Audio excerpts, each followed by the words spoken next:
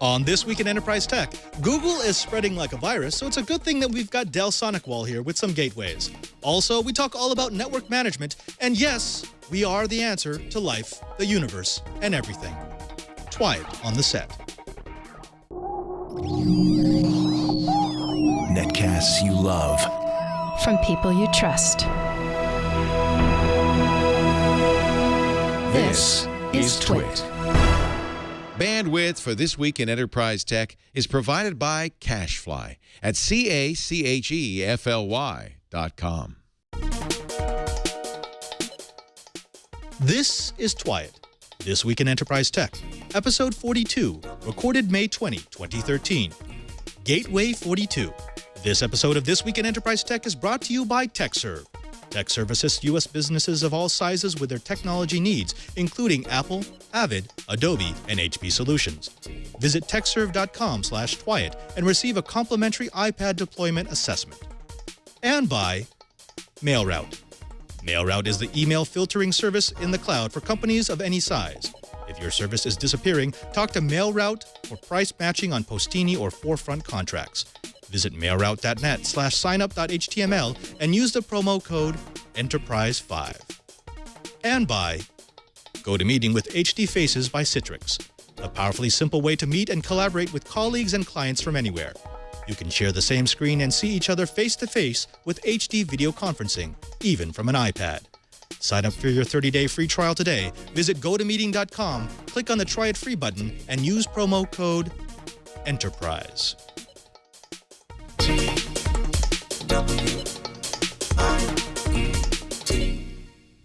Welcome to Twyat, This Week in Enterprise Tech. It's the show dedicated to the enterprise professional, the IT pro, and the geek who just wants to know how the world is connected. I'm your host, Father Robert Balacer, the Digital Jesuit, your guide to all things in the enterprise. And I'm joined, as always, by an all-star cast, starting with our very own Mr. Curtis Franklin from Enterprise Efficiency. Curtis, I see that you're back in Orlando. Tell me, what's the weather like over there? It's heating up in California. Well, it's pleasantly warm down here in the Sunshine State as well. We're in the mid-80s, which makes it cool and comfortable for a spring day down here. Just a little bit of rain coming through, but all in all, can't complain about life in the swamp. Life in the swamp, indeed. And joining us, a very special guest, someone that we love having on because he is the voice of truth and reason in the enterprise. Mr. Oliver Rist. Oliver, thank you for coming back. I thought you had abandoned us because, well, we may have ticked you off last time, but how are you doing, and, well, how are things where you are? Things are great. Seattle is in the middle of its 15-minute summer, so weather's going to be gorgeous for the next, I don't know, couple of weeks, and after that, it'll once again be crushingly gray, but I'm moving out of here, so very exciting anything time. You can tell us about? You look funny. What do you mean? Okay. Well, tell us about the move. What's this all about? Oh, the move. Yes. There's a lot of work to be done on the house that I didn't decide to do on the last 4 years. So going to do that and asking $1 million, and we'll see. Oh, all right. Well, we'll have to follow you along, make sure that you land safely. Now, joining me in studio, straight from Dell SonicWALL, is Daniel. Thank you, Daniel, for coming on. It's very nice for you to come on up to the studio. Now, you represent Dell SonicWALL, which is a change. The last time we had a SonicWALL representative, this acquisition, this merger, was just taking place. Now it's fully, it's done, right? I mean, all the divisions are where they should be. All the product lines are as they should be. Yep, fully integrated now. It's been a little bit over a year. And you're here to give us the lowdown on security, which is apt because this is episode 42. That's right. We are the answer to life, the universe, and everything does include security. And if you're going to talk about security, you should have SonicWALL. Now let's get straight into the Enterprise Bite. We're starting with a story that I enjoy, and that is there's a new Google Fiber City. We're hearing these announcements more and more and more. We now hear that Gladstone, Missouri is the next Google Fiber City. Now, there's no estimate for deployment. This comes after Kansas City, Olathe, Provo, Austin, but this has a little bit of a wrinkle. This is an important announcement because Gladstone actually voted. The city council voted to give Google the right of way, to invite them into the city. We also have heard similar announcements from Grandview and Shawnee. Now, those three cities are all right next to Kansas City. So what we're starting to see is this, trickle-down effect for Google Fiber. And that is once they've rolled out to a major metropolitan area, you can have cities around that metropolitan area that grant Google the right of way, allow Google to come in and actually deploy their fiber with a minimum amount of fuss. When we've talked about Google Fiber in the past, one of the things we've always had to keep in mind is how difficult it is to get right of way. So my question to the panel, and I'm going to start with you, Oliver, because I love hearing the voice of reason, is this going to change how Google Fiber is deployed? Are they now going to say land in Austin and then hear from the cities around Austin? Land in Vegas, hear from the cities around Vegas. Land in, say, San Francisco, hear from the cities around San Francisco. Will we no longer hear major Google Fiber announcements and instead hear cities invite them in? Land in Seattle, hear about the major towns. I'm sorry. Yeah, I think it will change how they deploy. I think the more people experience a high bandwidth fiber connection, the more they're going to want to use one. So if a central city has one, they'll get jealous and they'll ask for more. I think it's just going to stress Google's ability to actually deliver this. So we'll see over time. Right. And one of the things I really like about this is when the Google Fiber story first broke, and actually that was at the start of This Week in Enterprise Tech, the general feeling was it wasn't disruptive unless Google could prove that this was a sustainable model, that they could actually continue to roll it out, and it wasn't just a jab at the telcos. With more and more of these cities getting online, and now with the cities actually inviting Google in rather than Google fighting for the right of way, I think it does change. Well, it changes the tenor of the competition just a tiny bit. Curtis, let me go over to you. What does this do in your mind for the rollout of Google Fiber? Well, I think there are a couple of things that this does. One of them is that this shows that communities are recognizing that high-speed internet, consistent, reliable, large bandwidth internet is a competitive advantage when they are looking to bring in non-Google companies for jobs for their people. So I think that's a big reason that we're seeing companies, why we're seeing cities begin to vote to give Google the right of way. Now, Oliver said something that I absolutely agree with. Where this is going to get very interesting is to see how many of these communities that vote to give Google the right of way actually fit into Google's deployment model. I think it's going to get a little bit touchy when you have communities that are essentially throwing open the right of way in the city, and Google is forced to say, that's very nice, we appreciate the gesture, maybe next time.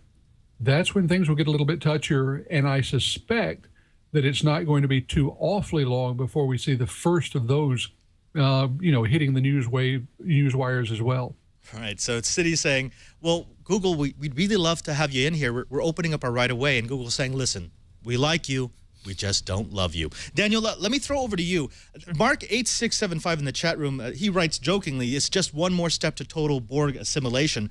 But I think this is actually, it's a good point to bring up because we know that Google's not going to be making money right off the bat off Google Fiber. It's a loss leader. It's very expensive to deploy a nationwide network, even if you are deploying next to cities that are next to data centers, which are already fibered up. So this has to be part of a larger Google plan to get more people interested in Google services. Now, they've never kept this a secret. They've said this about every product rollout, be it email, be it Drive. It's always to drive you to use Google Search, which is where they make their money. So is this Borg assimilation? I mean, is this getting everyone under one tent so we use Google for everything? Or do you think Google really does believe, as Larry Page said during Google I/O, that we need to experiment, we need to push things out and just see how they develop? I think that's one of the things that makes Google great. I mean, I personally love everything that they do. I've got multiple Android devices, and I use their products all the time. I think it's a great move on their part to expand their territory and offer fiber services. I mean, if they offered it in my area, I'd definitely sign up. I think it's a great thing. So, I want to end this one by going back to Oliver with a comment from Scott M in the chat room, who says, here's one thing I'm wondering. Did they choose those cities because they're good hubs for a national network? Kansas, Texas, Austin, and Utah seem like weird places, except for maybe Austin, except if you look at a map and see that they're relatively inner continent. Is this part of a really good Google plan to have these hub cities and then expand out from them? Do I think it's a really good plan? Hell yeah. I mean, I'm just glad to hear that they have any strategy at all. So, yeah, if they got a hub city and it supports high fiber, right? Which I'm sure San Francisco does, then that's a way to go. I haven't seen them up here in Seattle mainly because Verizon failed with whatever they remembered, what they call their service, that fiber deal of theirs. Yeah, the Fios. Fios, yeah. right? Verizon tried and they died. So I'm sure if Google comes up here, it's going to be a little bit more challenging. Right. So I'm sure they're avoiding towns like that. If they're planning their deployments carefully, then I give them another notch on the possibility belt. I like it. I like it. Now, I wanted to talk about Google I/O next, but you know what? I think we're going to save that story for a little bit because I want to have Jason, our TD, wearing his Google glasses. We'll come back for that. Let's go on to the next Enterprise Byte, and that is turnkey DDoS attacks. That's right. We've talked about DDoS in the past. We had a couple of episodes dedicated to explaining what a DOS attack is, a DDoS, a distributed denial of service attack, and then also how you could protect yourself against DDoS attacks. Well, now we've got a story from the Daily Dot about how there's a unscrupulous group that have put together a decent web page and a pretty slick YouTube ad, essentially selling their services to knock people off the internet. It's a rent-a-botnet. They even use PayPal, although you'd be really, really stupid to use PayPal because that actually can be traced back to you. Now, in the video offering DDoS services, we see what sort of things they're offering. They're basically saying they've got the capability to knock medium to low and large gaming sites off the internet. So it's really targeted at people who get fragged in a video game and then decide that they want to take either the site down or they want to put the site under load so they can take advantage of glitching. Now, that's it's an interesting change in the way we think of DOS attacks, when we think of cyber attacks, when you can now rent, completely free of skill of your own, an attack.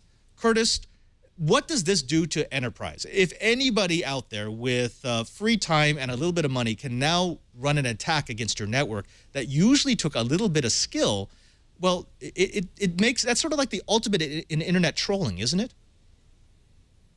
Well, it is the ultimate in internet trolling, and I suspect that we're going to see some of the smaller to mid-sized companies out there start to get whacked by some of this out of teenage boredom, if nothing else. But, you know, the rent and annoyance convenience has been out there for a while. I know that for a long time I was getting email from companies offering to rent me a spam net. So this is another step. This is, as we like to say around trade show time, evolutionary rather than revolutionary. I think what this does, though, is show that we really do have to put basic protections in place at a higher and higher level because the background noise of the internet is just going to keep going up. Right. Now, Curtis, I want to throw it to you because there actually, believe it or not, there could be a legitimate use of something like this. Cyberdog in the chat room brings up the fact that it's difficult to rent a service to actually stress your network when you're trying to stress your network. Normally, you have to buy something from Breaking Point or buy something from Ixia that can actually throw attack traffic at your network. Those boxes are crazy expensive and very expensive to rent and almost impossible to get on short notice. If you can now go to a service and say, attack my network with X number of nodes for X number of time so I can find out what's actually weak in my network, that's a legitimate use. Do you see that, or is it really just hackers attacking hackers? Did you really want to come back to me? Oh, I'm sorry. Or I wanted to go to going all of somebody them. else? I wanted to go to all of them. I was wondering. I'm sitting here. That depends. I'm not familiar with the service, so I don't know if they screen or not. Probably not. In which case, yeah, I think it's an open hack tool. I think it's going to get shut down depending upon where they're located. But however, I don't think it's a new phenomenon, right? I mean, right. I've heard of renting botnets prior. Maybe this is simpler or not. And DDoS has been around on, the internet for a long time. So if you're a corporation, you haven't thought about it yet, you're a tad late whether or not these guys exist or not. Right, right. Yeah, no, these sorts of attacks have been around for a long time. You've always been able to rent a botnet. As Curtis mentioned, botnets are offered to him all the time to spam people on the internet to find out about his broadcasts. But I think what this changes is they've actually put a decent front in front of it. They've made it very easy for someone who has absolutely no clue about what it takes to run a DDoS attack, what it takes to turn a botnet on a target, it's now easy for them to point, click, pay, attack. Daniel, let me throw over to you, and I want to go a bit more on the mitigation side. Sure. So we talked to guys from F5 a few weeks ago, and they showed us some of their tools for mitigating DDoS attacks, essentially being able to query the attack clients, look for particular behaviors, and then also just throw a lot of processing power at it so that you can get these requests out of the way. Sure. From the Dell SonicWALL side, what do you have to protect against DDoS attacks, both at the data center level, the enterprise level, and, say, the branch level? So the interesting thing, or the nice thing about our technology, is that it transcends throughout the entire product line. So you get the same level of protection regardless of what box you buy. It's just a matter of how much performance you need to be able to handle, or how many connections you need to be able to scale. We've got over 23 different types of denial of service protection against it.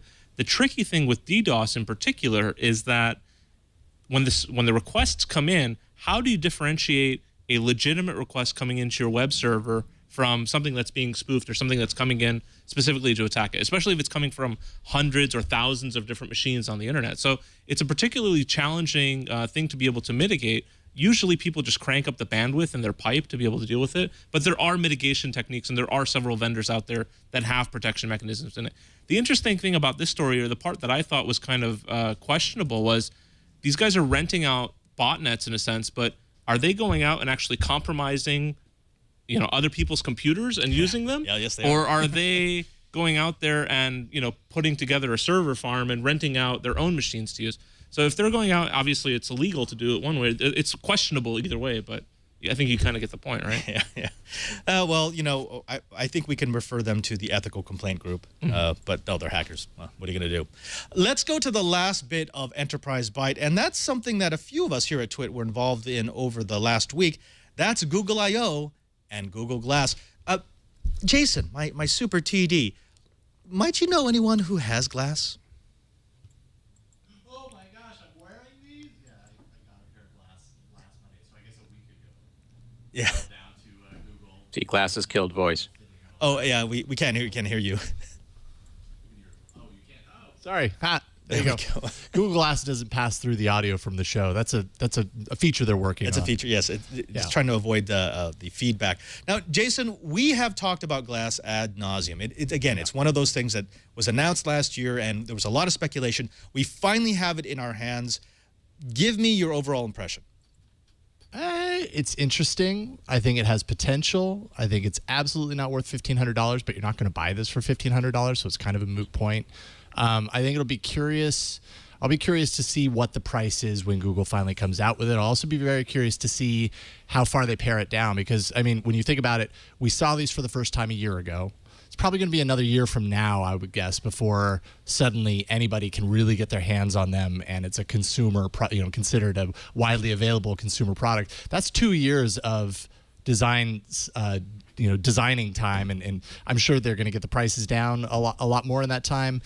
So I think it'll get smaller, and the smaller it gets, the more unobtrusive it gets, the more potential it has. Because even right now, it looks interesting. It doesn't look quite as big as, like even at I/O, they had a couple of different other companies kind of offering similar things to Google Glass, but they were huge. They're just these huge, bulky things. You take a look. Oculus Rift is a completely different thing, but all of these things that we're putting onto our eyes to try and simulate similar things as this are a lot bigger. I think Google's the kind of company to be able to put their muscle behind it and make it smaller, and then it becomes more appealing. But right now, it's still early days. It's interesting though. Right. Now, we were both at Google I/O, where we heard everything from announcements of they have 900 million activations now to the new unlocked Nexus Google Experience version of the Samsung Galaxy S4. Those were all really cool, but the one that got the buzz, the sessions that got the most buzz, were the ones that were teaching people how to hack Google Glass. I actually attend one of those sessions, and it was amazing because the very first thing they say is, if you do what we are about to tell you, you will void the warranty. If you do what we're about to tell you, there's a very good chance you will brick your $1,500 device, and Google will not replace it or fix it for you. And yet, it was packed with people who were doing exactly what they were telling them to do in real time. They were opening up the kernel and getting in there to hack around. It tells me that Google, that they understand, like you, that $1,500 is way too much. That right now it's It's a novel experience. It's fun the first couple of times you do it. I remember the first time Ron Richards on All About Android, the first time he put them on, he said, this is game-changing. Sarah Lane did the same thing. She was very negative on it, but she went crazy looking for cats. It's something that we know there's value there, but we don't know where it is yet. And I think Google's counting on programmers, on people like you and me, hackers, to actually find that value. Yeah. So here's the question I have to the panel. And Daniel, I want to start with you because I always get to you last. That is, looking at a new technology like Google Glass, where do you see it being used in the enterprise? One of the applications that I saw someone developing at the Google I/O conference was the ability for it to scan automatic QR codes that are at the front of equipment in racks, and automatically to give you the specs, or to give you like, oh, this is what that unit is, this is the username and password, this is how you get in. That seems like an interesting application. What else could there be? I think one of the interesting things would be like if you're in a meeting and so you hear a conversation that's going on, the thing would be able to do research for you in the background so that you have some viable information, or be able to pull up statistics or specific technical information right in the middle of the meeting and be able to pan through it. I think there's definitely a place for it. Now, whether it'll get widespread adoption and kind of take over for tablets in the workplace, I don't know. It might take a bit more than a couple of years for that to happen. But I think it definitely would have an impact, and people would start using it if it was available. So, okay. Oliver, are you interested in this technology at all at any price point? Or for you, is it just this is no go, no fly? OMG. So no, it's at $1,500. I agree, it ain't gonna fly. I disagree whether or not Google's prime target is the enterprise. I have really mixed feelings. Right, there's a total pro and con here. The pro is I'd love to be able to walk down the street in Europe and have glasses actually translate for me as I go. That'd be great. But Google makes a ton of money in ways they haven't really discussed, but I'm sure a big chunk of that is tracking you. So I don't know if you've seen Minority Report, but that scene where he walks in the mall and every store has live ads that are coming at him based on his recent purchase, that scares the beheebies out of me. Right. Let's continue on that line. Going back to the previous discussion when we were talking about Google Fiber, Curtis, is this part of the assimilation? Is this yet another Google service that will make it impossible to get away from the search giant? You're going to want to use their services. You're going to want to use their hardware. You're going to want to use Google. Oh, I think this does a very good job of convincing people to get into the Google ecosystem and just comfortably live there. You know, in many ways, that's what has happened with Apple. They used things like the iPod, the iPhone, the iPad to convince people to buy their computers, get people into the Apple ecosystem. Google has learned from them. They're doing the very same thing. And while I agree in a general sense with Oliver, I mean, I don't think that this is the sort of thing that you're going to see a lot of people walking around offices wearing all the time, at least not in the beginning. I think for service personnel, delivery personnel, a lot of other folks doing task-heavy jobs, something like Google Glass could be an absolute lifesaver. And I think we're going to see huge OEM orders to go into application-specific tasks just like those. Yeah. As Accuzod in the chat room says, listen, I'm going to get ads. They might as well be relevant. Maybe that's the future of all things tech. Now, that's a great point for us to take a break. I do want to say that we're going to be talking all about some new tools for network discovery, for network management. But before we do that, let's take a moment to thank one of our sponsors. Now, I understand that as an enterprise show, we don't do a great job of covering the Apple side. It's not in my DNA, but I do recognize how well Apple has designed their gear, how well they've designed their services, and so that's why I'm happy to have TechServe as a supporter of This Week in Enterprise Tech. Now, as New York's premier authorized Apple reseller and technology provider, TechServe serves creative professionals at all levels, from individual customers to Fortune 100 companies. TechServe carries a full range of Apple products, from iPhones and iPads to iMacs, MacBooks, iPods, and accessories. TechServe also has a range of partnerships with top vendors to facilitate flexible, efficient, and creative solutions for all your business needs. Now, some amazing technology solutions are being deployed on iPads. If you've been to the Delta terminal in LaGuardia, and this is actually video of my visit to their terminal in Minneapolis, you may have noticed nearly every seat in the terminal is equipped with an iPad. Travelers can now sit anywhere in the terminal and receive real-time flight updates on the iPad or use them to order food, play games, browse the internet, and check email while they're waiting.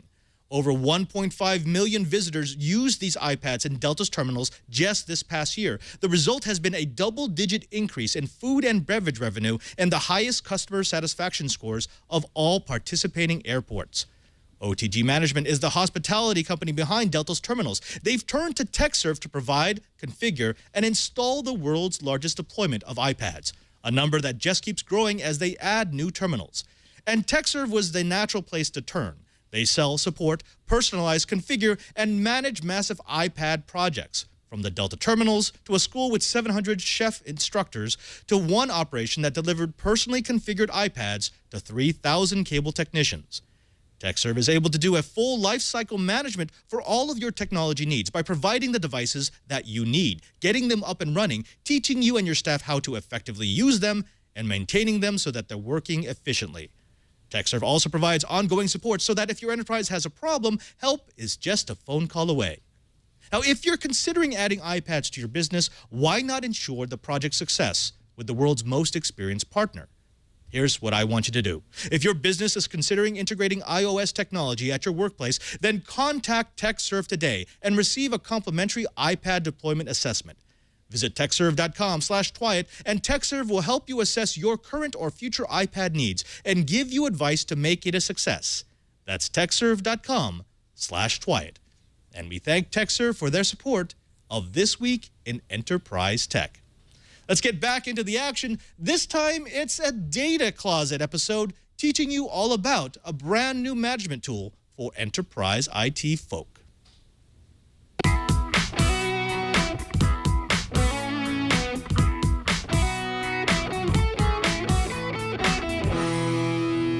I'm Father Robert Balaser, the Digital Jesuit, host of Twyett, This Week in Enterprise Tech on the Twit Network. I'm here at Interop 2013 at the Mandalay Bay Convention Center in Las Vegas, and I have the pleasure of sitting next to Tim Titus of Path Solutions. Tim, thank you very much for coming on. Thanks for inviting me. Now, you've got a unique history, a way of coming to Interop. Tell me how you got to this moment. So back in 1997, I ended up visiting Interop just as a trade show, and they needed some help cleaning up the trade show. So what I decided to do is foolishly volunteer. And with volunteering, you end up doing a number of things, but you end up working with the best of the best. And I started realizing these people have experience beyond just what my little network was doing at my company.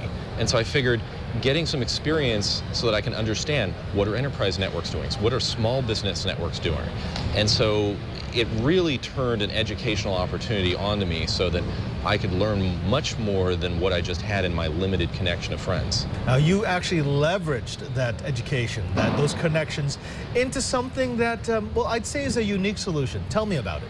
So through my years of networking, so I've been a network engineer, network manager, network director for about 25 years. One of the things that frustrated me is solving problems in the network, troubleshooting. I think this is something that affects every network engineer, is they're always wishing, I wish I had a better troubleshooting solution.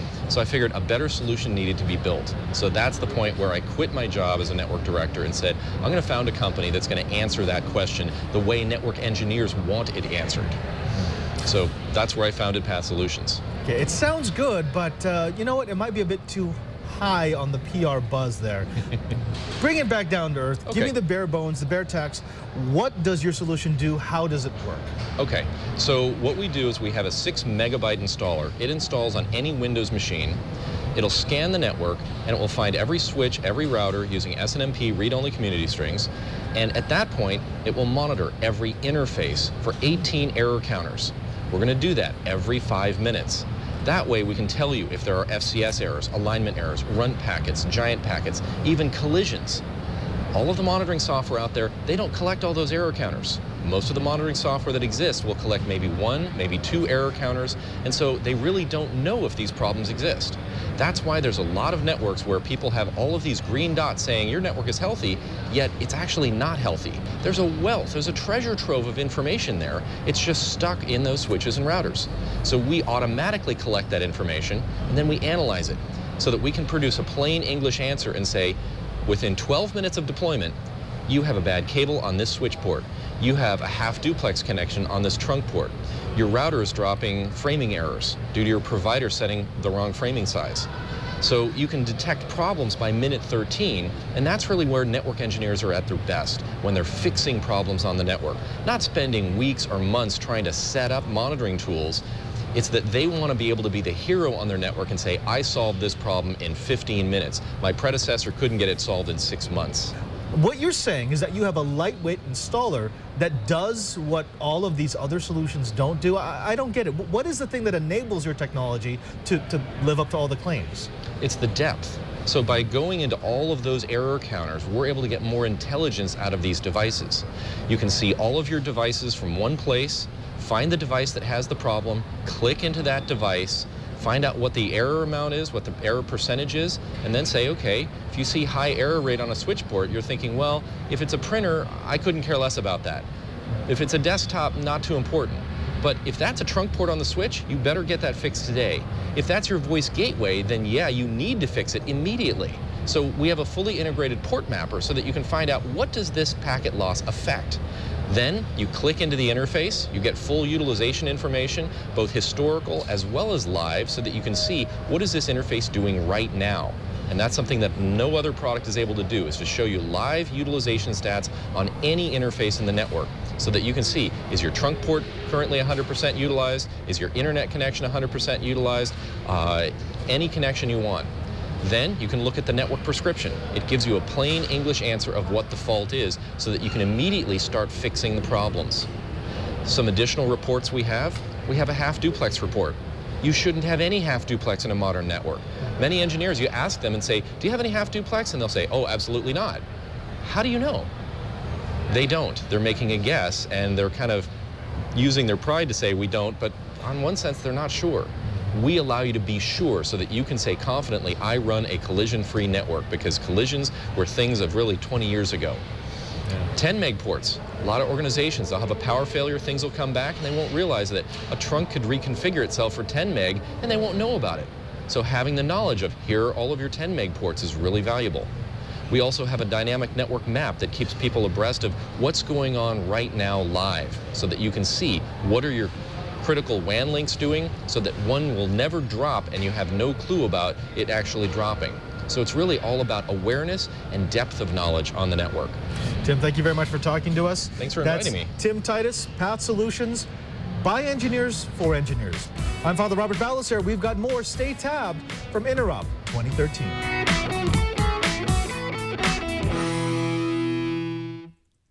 Curtis, I want to jump to you first, because there is a phenomenon within enterprise networking where we get caught up in our management screens, our management software. We all have our favorite suite, the thing that we think that tells us most about what's going on in our network.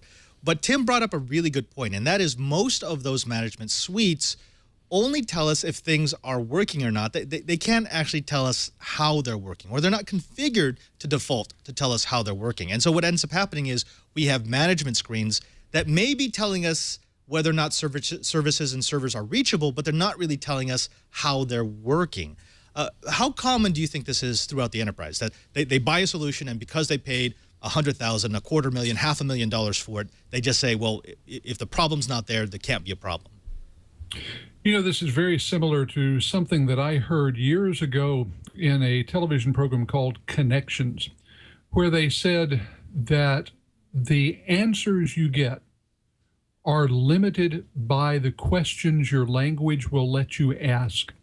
And I think in many, many ways, what these network administrators are doing is deciding very early on a specific language, a specific screen, a specific interface. And that really defines the questions that they can ask from that point forward.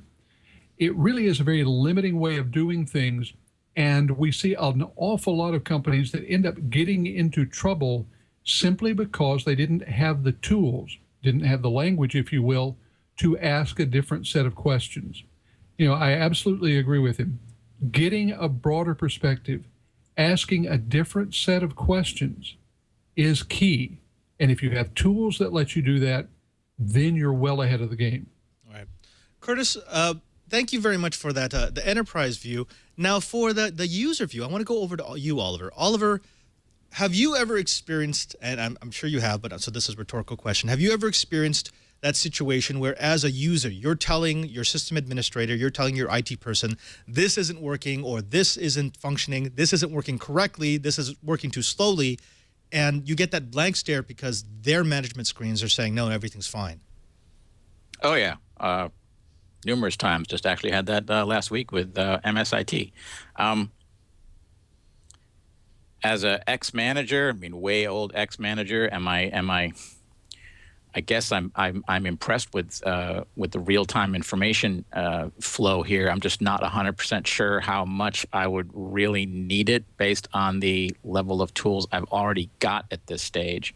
And I don't know, is it you tell me, is that really a value add that's strong enough for me to add yet another tool to this giant bucket of stuff that I've already got running and I've already eaten the learning curve on?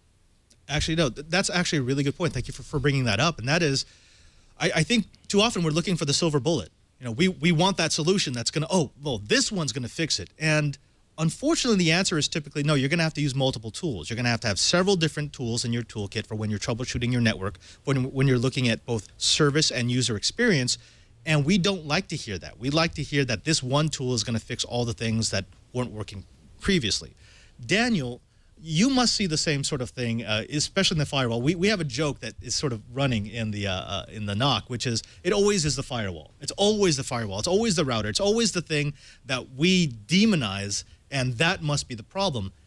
And what we find is our firewall guys are the ones who are using these management tools most often to be able to tell us, no, we're seeing a half duplex link here, or we're seeing a 10 meg link here, or we're seeing the WAN is down over there. It's not the firewalls, it's something else.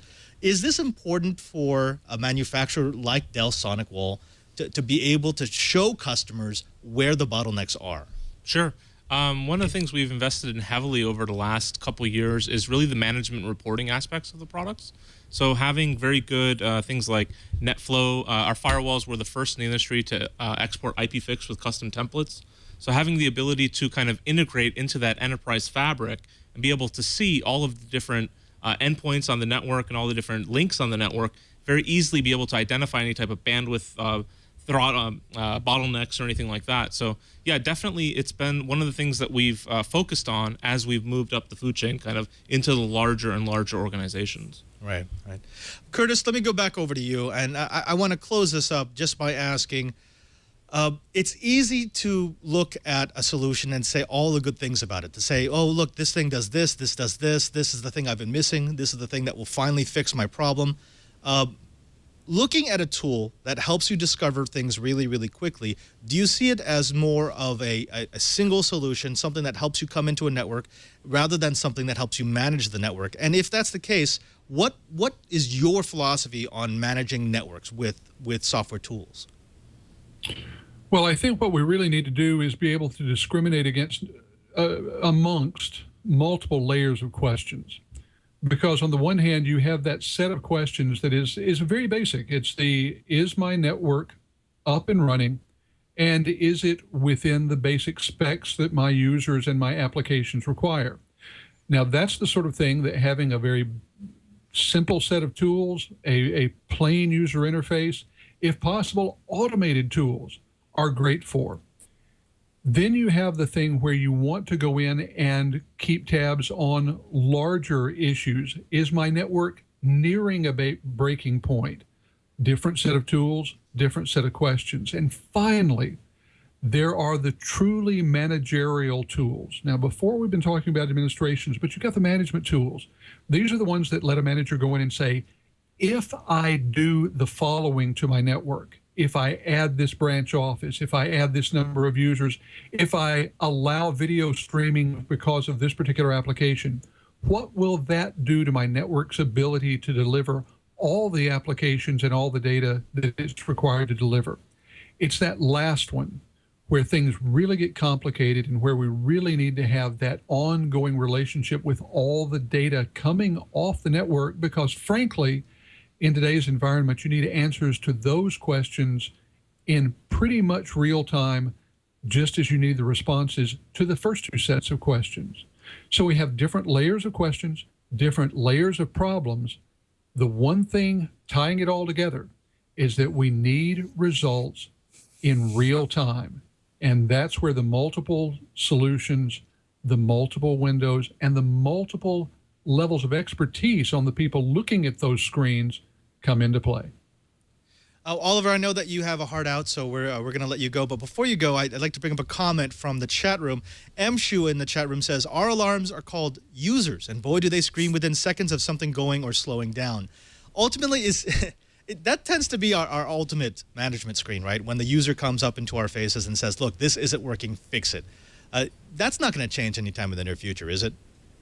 God, no. Although, does a user really even notice some of these problems? I mean, your boy there was kind of aiming at some pretty subtle issues, right? That a network administrator might see, but a user might not even feel, depending upon how much pipe he's got. So, I think a live monitoring tool is still valuable. Again, if you have a solution that's already working for you, especially vis-a-vis users, I didn't hear a price tag from this guy, so you'd have to look at it. I mean, is it worth the money? I don't know. Okay. All right. Now, Oliver, thank you again for being on. I love it when you are on. I know your schedule doesn't let you come on as often as we would like, but I promise we're going to get you back to be the voice of reason for the enterprise as much as possible. Now, is there anything that you want the Twight Right to know about? Any projects you're working on aside from the move? Anything exciting that Chat Realm can be part of?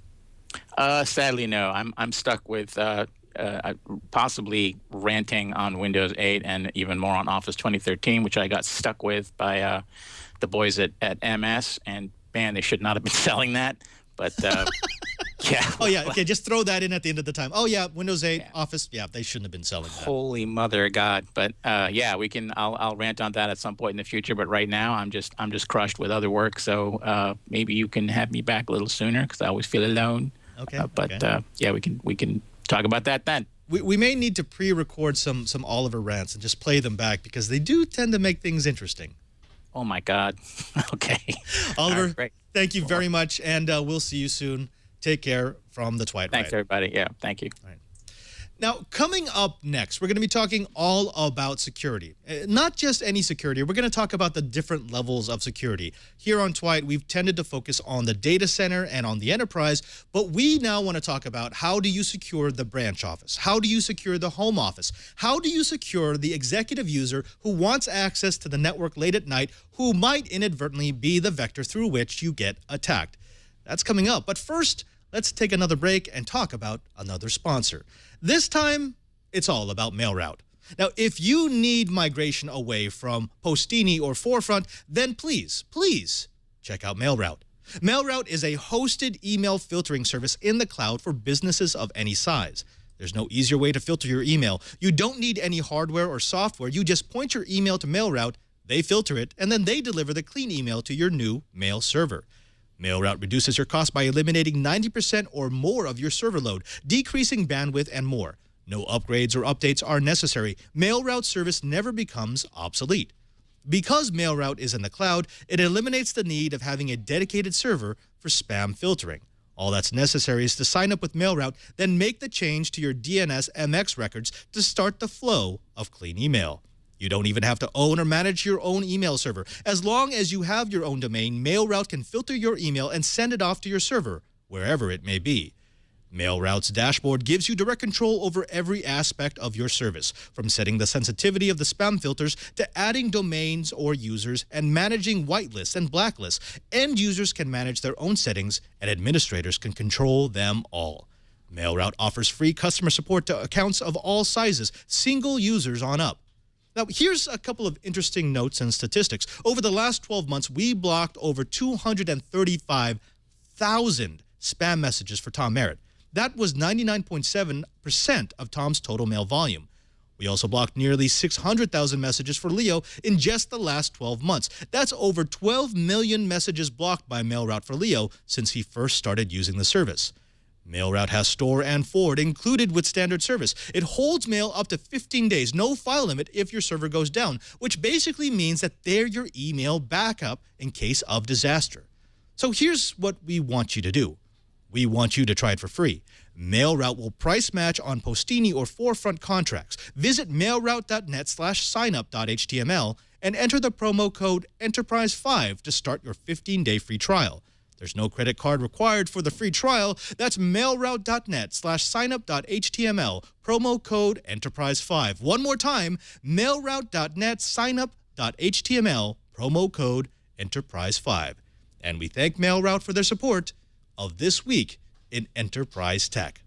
Let's get to the meat of the show. We're talking all about security, and we've got Daniel from Dell SonicWALL who's going to tell us how to do it. Daniel, so here's the thing. When we talk about security, when we talk about firewalls, we're normally focused on the data center and the enterprise firewall. Sure. We want to protect our services. We want to protect our users.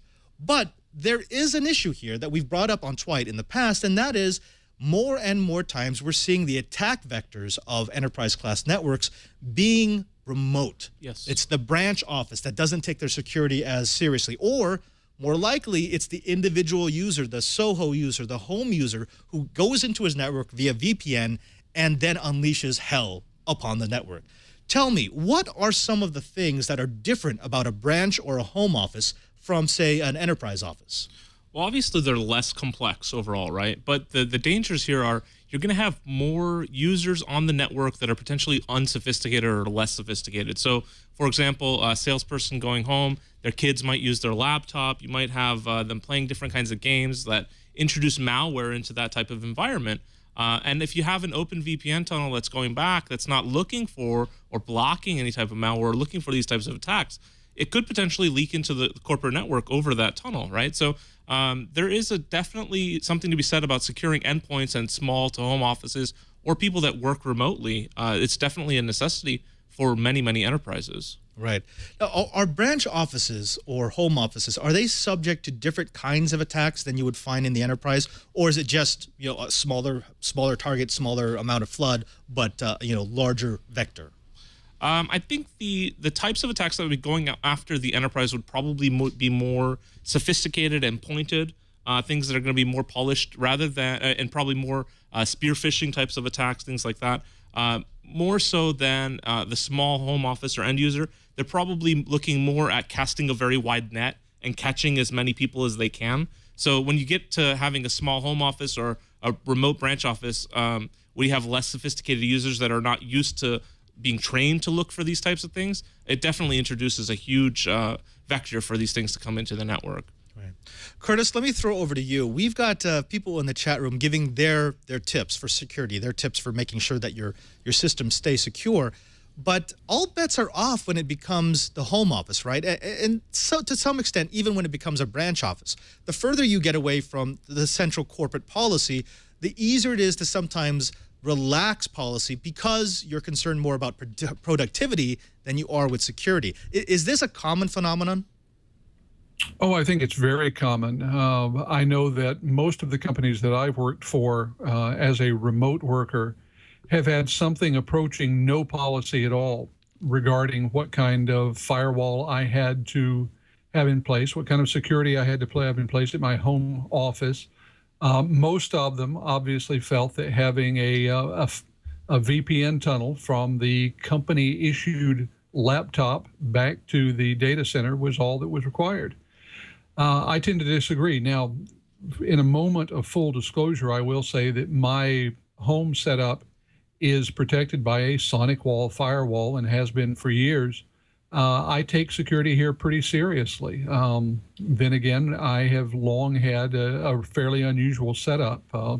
Many years when I was doing things like running the testing scenarios for InfoWorld, network computing, Internet Week back before it closed, I was doing things that were out of the ordinary. The issue is, though, that most enterprise users need to think about which doors they are opening into the enterprise, in the same way that they would be very careful about letting people tailgate them into the enterprise parking lot or tailgate through the turnstiles at the physical security for the company. They should have that level of paranoia. The enterprise itself should be willing to make the commitment to have proper protection in place at home offices, at remote offices, at branch offices, unless they want to just go ahead and consider the enterprise network open and ready for play by all those script kiddies out there. Actually, you've got some fans in the chat room. King Bax has said that the #1 job requirement is paranoia. Daniel, let me go back over to you. Let's talk specifically about the branch office. So one step up from the remote user, one step up from, say, a Soho. Sure. How do you typically protect a branch office? So it needs connectivity back to the corporate office. So whatever link you're going to use for that, hopefully it's an encrypted link to give you access to the corporate resources that might be stored remotely. What solutions do you typically want to implement? Sure. So obviously you're going to want to have a secure VPN connection going back to for site to site, going back to the main office, right? You're probably going to want to have some sort of secure remote access also for remote workers to be able to access things. But the nice thing now with these next generation of firewalls is you've got multiple layers of defense kind of built into one box. So if you guys are familiar with unified threat management, this is kind of the evolution of that. So you've got things like anti-malware built in right at the gateway, so you can actually scan for spyware, viruses, Trojans, things like that, and block them before they even touch the disk of the computer. They're blocked right at the edge of the network. You've also got the ability to inspect SSL encrypted sessions, so performing a sanctioned man-in-the-middle on all SSL connections, looking for any type of attack that's coming in there, as well as a very robust intrusion prevention system with anti-evasion technologies there. So having all of these defenses kind of wrapped together into one elegant solution is really perfect for a branch office, because they're going to need those multiple layers of protection the same way as the corporate office is, right? The other thing that's kind of cool about it, or interesting, is we have a technology called Clean VPN, where we actually run the VPN tunnel through the antivirus engine or through the IPS engine to be able to scan and look for those types of threats that might have been introduced into the branch office trying to make their way back to the corporate office. Nice. So there are multiple layers of things that can be done, but you should definitely not neglect the branch office or the small remote home office. They need to have the same level of protection as the large enterprise. It's kind of like having multiple doors and windows and leaving a couple of them open, thinking that you're still going to be safe. There's definitely opportunity for somebody to come in. Curtis, I want to ask you this real quick question. Typically, at least in the setups that I've seen, you don't have nearly as many IT resources available for you at a branch office as you would in the corporate office, right? I mean, you typically put your best and your brightest IT managers will be at corporate. Branch offices typically are managed remotely. Is that the trend, or is that just the stuff that I've seen?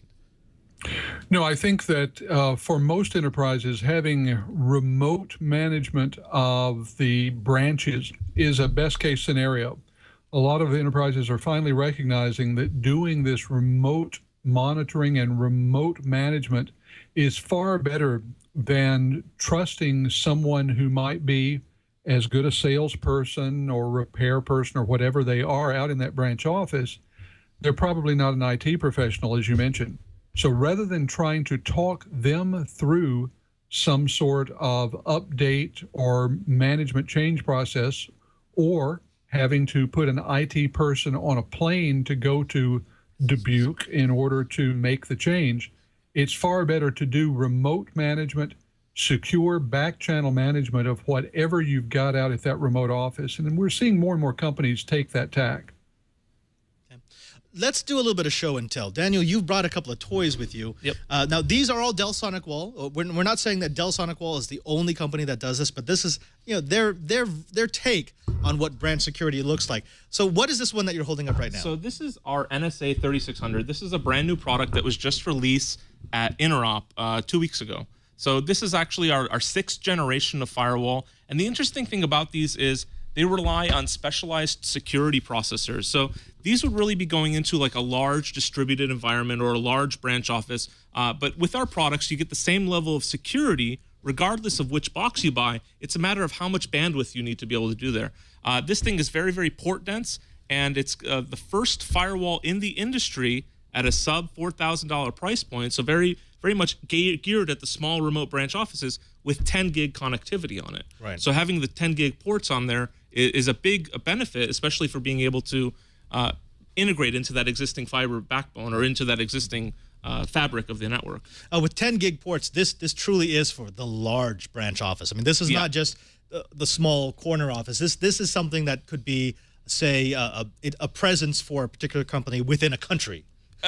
Perhaps, yeah. I mean, this is the smallest one of the NSA series that we of the new NSA series that we have. So there's a 36, 46, 56, and 66, but definitely more geared for the small to medium, or let's say the medium size, mid-market kind of branch office type environment. We've got obviously other boxes that can go into smaller environments as well as larger data centers and carriers and things like that. Now, talking about best practices here, is this a device that could, say, be configured at the main office and then shipped to the branch office to say, okay, plug this in, we can manage it remotely, it will scan all the traffic between the two destinations to make sure that you're not becoming a vector for any attacks? Does it have those kinds of capabilities? Absolutely. In addition, we have a software suite that we've been honing and refining for over 10 years called Global Management System, which allows for, if you have multiple sites, to be able to configure the appliances remotely, monitor them, push out firmware updates, make changes on the fly, things like that, all from a centralized location. So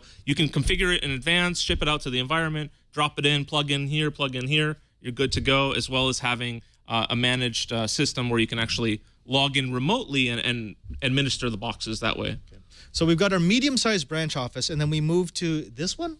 Yeah, so this would be just like one step smaller. So that's the NSA 250M.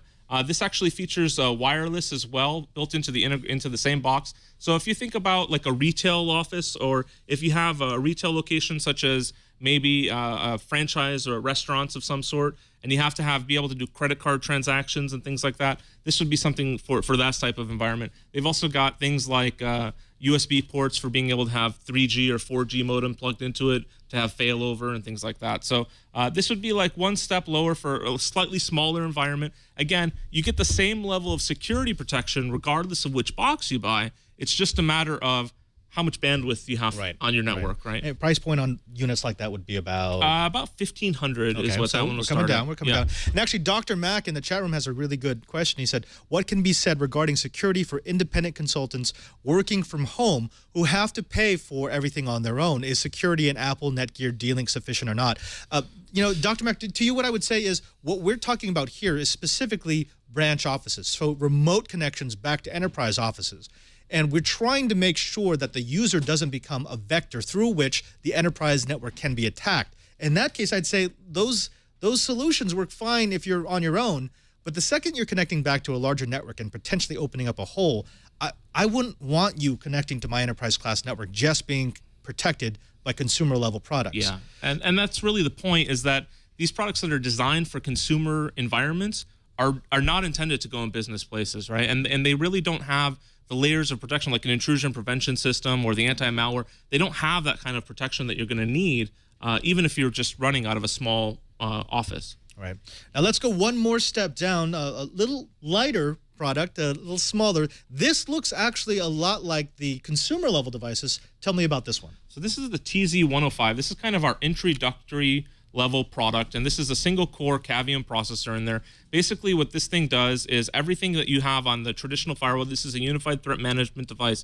So you have your gateway antivirus, you have the intrusion prevention system, you've got VPN connectivity, all the things that you would need for a branch office or for securing a home office would be found in a device like this. And these are very, very competitive price points. I think this one is around $350.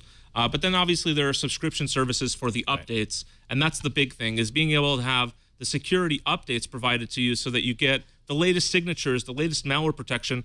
The neat thing about these and all the products is the IPS engine, even if there's a 0-day threat out there where there hasn't been a patch released by the vendor yet, the IPS can still have protection for you against those types of threats. So you can get the Java exploits that are floating around out there that Oracle hasn't released a patch for yet. the IPS in many instances will have that type of protection against it, as well as a lot of the Microsoft threats and things like that. We participate in all these different industry collaboration efforts. So when these threats come out, we find out about them, we can develop the signatures and protect our users. And we've got a install base of over, I think, 1.5 million firewalls worldwide that provide intelligence and feedback to us about what the latest threats out there are. Right. So. I do want to back off just a bit, because I know there's going to be people in the chat room who are going to say, oh, this sounds, we're getting kind of commercially, And again, I really do like Dell SonicWALL gear. I've used them forever and ever, and it is bulletproof stuff, at least for me personally. But I think the point that we're trying to get across is you need to pick the gear that is going to fit your solution. Are you a large, a medium branch? Are you a smaller branch? Or are you something more like Soho? You're someone working from home. You're a professional who still needs to be able to access an enterprise class network, but you don't want to expose it to attack. Now, there is one last bit that you brought in for show and tell. I kind of like this one because, well, it's odd. Tell me a little bit about this. Kind of looks like a flying saucer there, right? This is actually a wireless access point. This is dual radio, and all of the products support wireless access. So this thing will support PoE and things like that. You basically plug it in, and it gives you wireless connectivity. Again, it's a very convenient solution. If you have a small or remote branch office, you want to have wireless connectivity to it. The firewall has the wireless controller built into it, and it can be able to do that. The nice thing about this, and I guess this is more prevalent across the line, is you get that secure wireless connectivity that you would need, for any type of remote or branch office. I actually have one of these in my house. It works pretty good. So. We've actually got a decent question in the chat room from Lau Roman, who asks, isn't an antivirus on a router useless? You need to isolate each machine with an antivirus, which makes the gateway virus useless, right? This is actually a common misconception. I've heard this a lot, which is, well, if all my individual computers are protected, I don't need to worry about a gateway virus. What would you say about that? I think it's a matter of layers, right? So the more layers you can add into a security system, obviously, the safer you're going to be, right? So having endpoint antivirus is important, but what if your users cancel those updates and they don't update? Or what if somebody was on vacation for 3 weeks and hadn't updated their computer? Having the protection in the gateway, it's going to provide you with that added layer of protection that you wouldn't necessarily have. So it's not a direct replacement, but it's like wearing a seatbelt in addition to having an airbag. The more layers of protection you have, the safer you're going to be. Right. Curtis, let me throw over to you. This is one of these things that we've talked about before when we talked about separating your network into zones and then having some layer of protection whenever you cross between zones. If we're going from a branch office or from a remote user into the enterprise network, obviously we're going to be crossing a couple of zones. You do want layers of protection, but Lau Roman, again, in the chat room has again chimed in saying that tends to generate more false positives, and it tends to be a headache for users, right? If you have to verify yourself consistently, or if it's slowing down your performance, it's something that starts to move from the realm of security into the realm of decreasing productivity. What's your take? Well, my take is twofold. One, I'm very sorry that Chibert isn't here for this discussion, because layered security is one of his favorite soapboxes. The other thing, though, is that all security is a trade-off. The most secure system is one that allows absolutely no use. So anytime you begin to allow use, you compromise security. And that's what we're really talking about here. And when Daniel was talking about, in this case, SonicWALL's products having dedicated processors for their security, that's attempting to move the point of that compromise a bit so that you can have the additional layers without it having the kind of performance impact that we're used to having. And that's a good point. I mean, the fact is that modern systems are, in general, fast enough so that the additional security of having multiple layers of anti-malware, intrusion prevention, all of these other things are essentially negligible for most uses. The real problem is in the administration. And again, for the user, that tends not to be the issue. Does it increase the enterprise management load? Yes, it does. but I think that the enterprise is well positioned to decide that that's an expense that it's willing to bear. And more enterprises are doing it. I mean, it's like here in my particular office, I have a firewall that sits there that has spam prevention, antivirus prevention, intrusion prevention, on top of what I may have running on my individual machines. Does that mean that I have a little bit more administration to do? Yeah. But does it also mean that I feel much better about what goes on inside my own network? You bet. Now, the chat room has taken a turn for the dark. They're now calling users are the biggest virus, and you've got EGF Techman in there also saying that he's had more viruses transferred to his computer via USB flash drive than through network attacks. Daniel, let me go over to you, because obviously a gateway isn't going to protect you from you doing something stupid. Right. You plugging in an untrusted USB drive. Right. It's not going to keep users from being users. But what would you say to someone who says, look, security, it's no longer attack vectors on the network, it's attack vectors from the person behind the keyboard. Is it still useful to consider multiple levels of gateways, multiple levels of security, proper security policy in your network deployment? Absolutely. I mean, I don't think there's no silver bullet. There's no one device that's going to protect you from everything, right? Having those multiple layers, that's the point, is that if one layer fails, you have another layer to be able to protect you.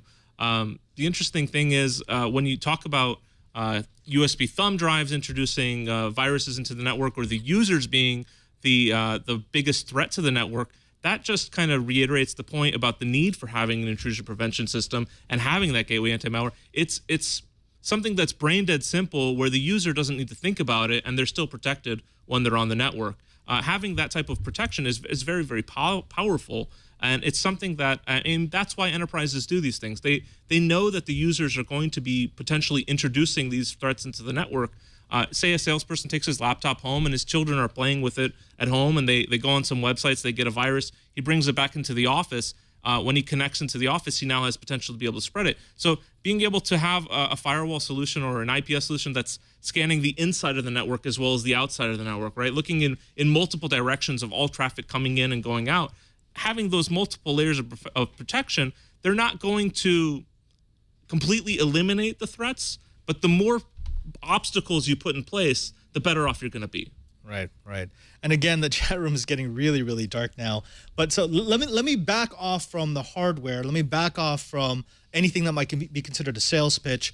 Let me ask you, what would be the best practices? What are the things that IT administrators, that IT users should be looking at implementing in their network if you're looking at a way to give your remote users, your branch users, your home users access to your enterprise resources, keeping them productive while at the same time giving yourself that peace of mind, the security to know that you're not going to be attacked via their connection? Right. Obviously, endpoint management is huge, right? So being able to have most up-to-date patches and things like that always installed on the endpoints.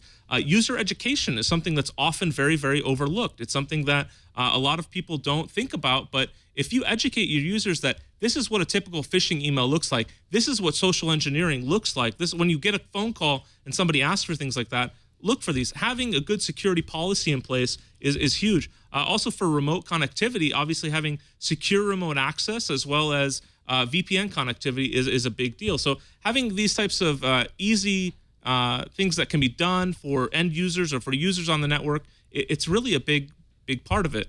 Yeah. Okay. Curtis, I want to throw over to you because I think I'm going to get the answer I want, and that is, when you think about the things that you can do in your enterprise to best defend your network, what typically comes up at the top of your mind, be it hardware or something else? Well, the number one thing that comes up when we talk to security professionals and CIOs alike is education. User education is number one. Having that user education reinforce a rational set of policies and procedures is critical. And you notice that we've gotten fairly far down the list and we haven't talked about any hardware or software yet. That's because the hardware and the software has to implement rational, well thought out, proven policies and procedures. Users have to be educated as to the importance of following these, what it takes to follow them, and the consequences for not following them.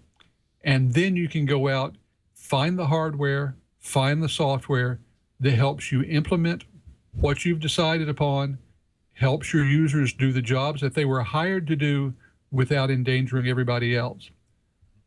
Policies, education, and then hardware and software. I think that's a good hierarchy to follow. I like that. Curtis, you never disappoint. I was looking for training. That was the right answer. Well, you've done it again. You have used another hour listening to the best dang enterprise class networking podcast on this side of California at noon. That's right. That's, again, a poll that I just took. And, you know, it takes a lot to put this show on. I first want to thank my panel. Curtis, let's take you first. What's going on at Enterprise Efficiency? What does the Twilight Riot need to know about the man about town in Orlando? Well, got a couple of things coming up that I'd like everyone to know about. On May 28th and May 30th, we've got a couple of great radio shows happening over there, especially, I think, for our group here. May 30th, Glenn Evans, the chief architect of the InteropNet, is going to be my guest on E2 Radio. Would love to have everyone come by and listen to him talk about what they learned at this year's Interop and how he manages to herd that particular group of cats into making the network happen. The week after that, first week of June, I'm going to be in New Orleans at Microsoft's TechEd. If any of the Twilight Riot is going to be in the Big Easy, would love to have a face-to-face meetup with them then. Absolutely. As always, we bow to your experience, O Master of the Enterprise.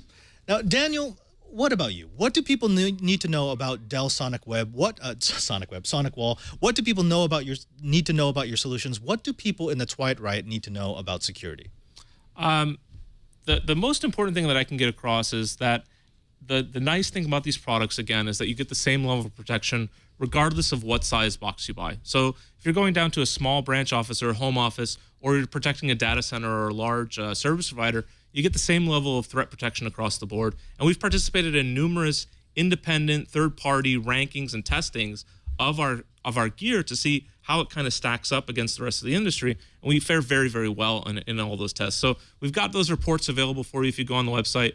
The one thing that I would like to kind of draw the users to, or have you guys take a look at, we've put up what's called a security portal. And I mentioned before, we've got a couple million firewalls around the world that protect all of our customers, obviously, but it actually pulls statistical information about what viruses we're seeing, what type of intrusions we're seeing, what applications we're seeing on the network, and we kind of aggregate that. It's all been taken care of for privacy. There's no, we're not able to like track anybody or anything like that, but being able to actually pull that information. So if you go over to the SonicWALL website and you click on the security portal at the lower right-hand corner of the page, or you go to sonicwall.com/security portal, all one word, that'll take you to the portal, and it's pretty neat. You have the ability to kind of play with some of the statistics. There's a lot of different graphs and charts there. So you can see the number of viruses or Trojans that have been different parts of the world. If you click on a particular continent, you'll be able to zoom in and see at a country level what kind of data there is there. And we've also got a full security blog as well as some videos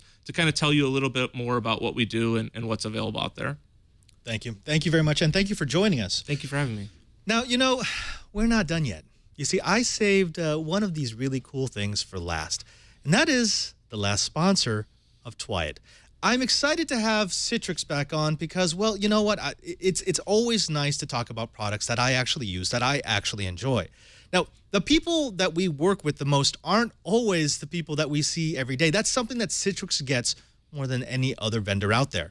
Co-workers work on the go. We're always traveling. We're in different offices, different cities, different countries. We have clients that are spread across the country, across the globe.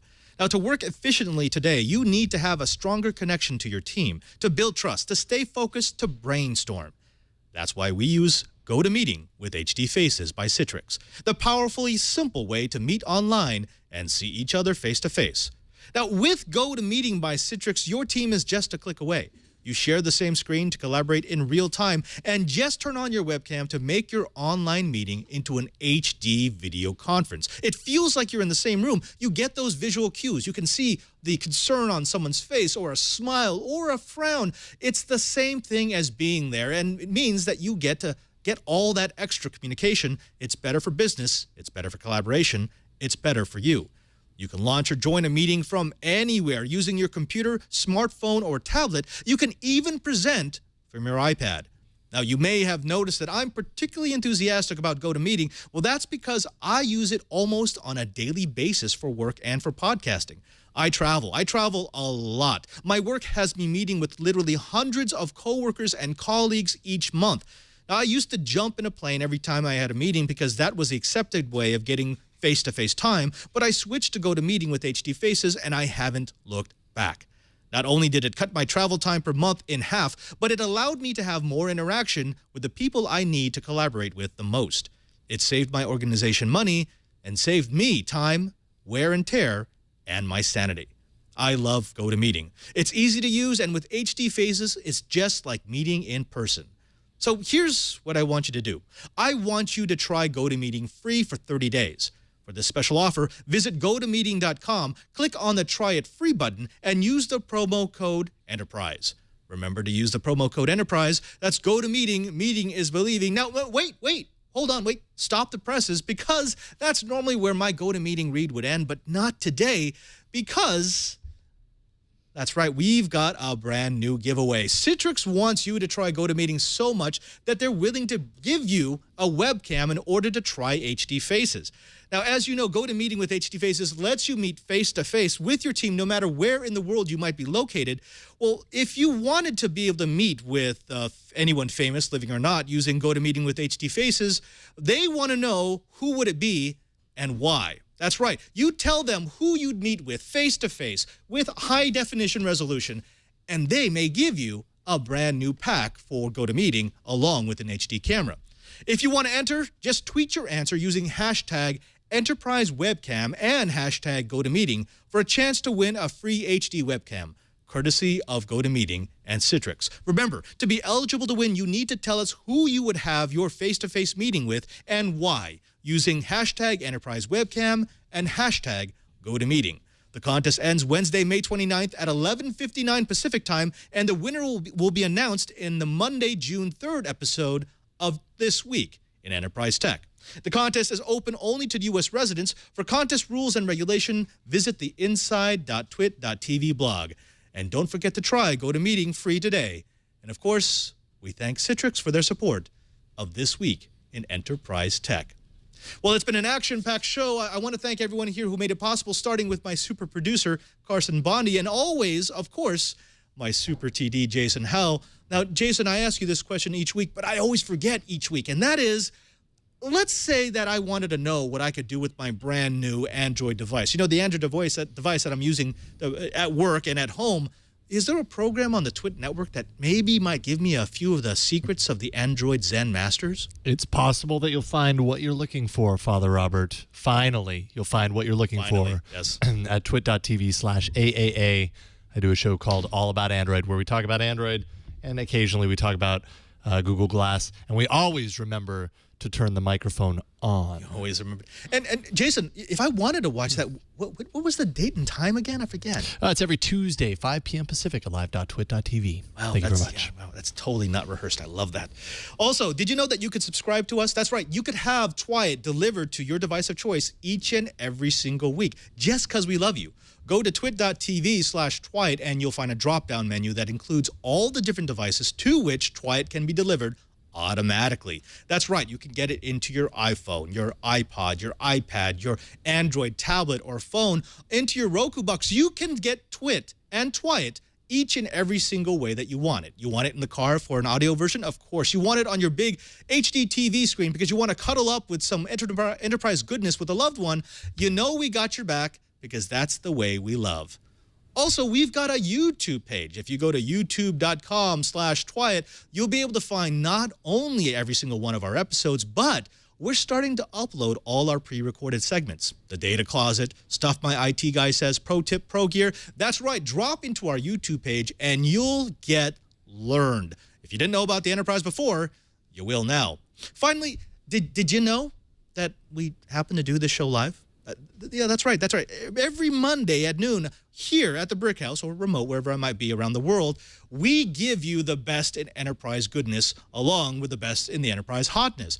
That's because Twit is it's an experiment in temporary community, and part of that community is our chat room at irc.twit.tv. So what I'm telling you now is join us every Monday at noon. Drop into the live stream, drop into the chat room where you'll meet some of the brightest people, some of the funniest trolls, and yes, participate in the temporary community that is This Week in Tech. I want to thank CyberDog in the chat room for transcribing our show into show notes. He's really a good guy. We met with him over the Maker Weekend, and now he has big lobster rings around his eyes. He's always there for the Twite Riot. I'm Father Robert Ballister, and I'm reminding you that if you want to know what's going on in the enterprise, just keep Twite.